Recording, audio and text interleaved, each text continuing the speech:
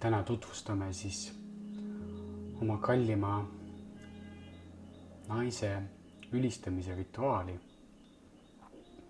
mis on siis tantristlik praktika, et tuua rohkem pühadust meie suhtesse, meie armatsemisse, tuua rohkem tähendust sellesse ühisesse loomisesse, mida me armatsedes loome.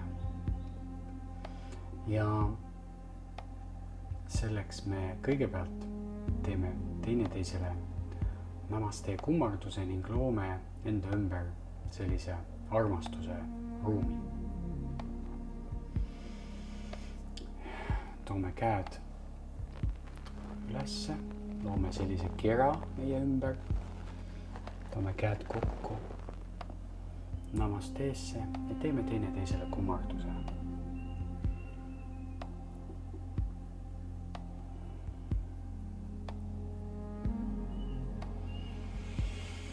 Ja seejärel ma hakkan nimetama ja imetlema igat oma paarilise kehaosa, sest meie keha on püha. See on loodud sellisel kujul looja poolt. Ja me ülistame igat kehaosa selle rituaali käigus. Ma puudutan seda kehaosa ning ütlen, need on Shakti juuksed. Ma austan ja armastan neid juukseid. Ja need on Shakti kulmud.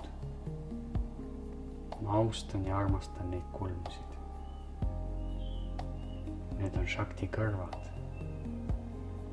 Ma austan ja armastan neid kõrvasid. Ja need on Shakti silmad. Ma austan ja armastan neid silmi. Need on Shakti põsed. Ma austan ja armastan neid põski. Ja see on Shakti nina. Ma austan ja armastan seda nina. Ja siin on Shakti suu. Ma austan ja armastan seda suud. Ja siin on Shakti lõug. Ma austan ja armastan seda lõuga. Siin on Shakti kael. Ma austan ja armastan seda kaela. Ja need on Shakti õlad. Ma austan ja armastan neid õlgasid. Ja siin on Shakti selg. Ma austan ja armastan seda selga.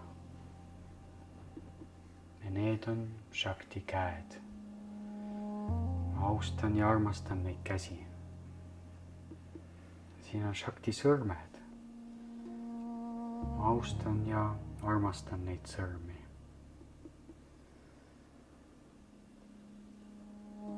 Ja siin on Shakti rind. Ma austan ja armastan seda rinda.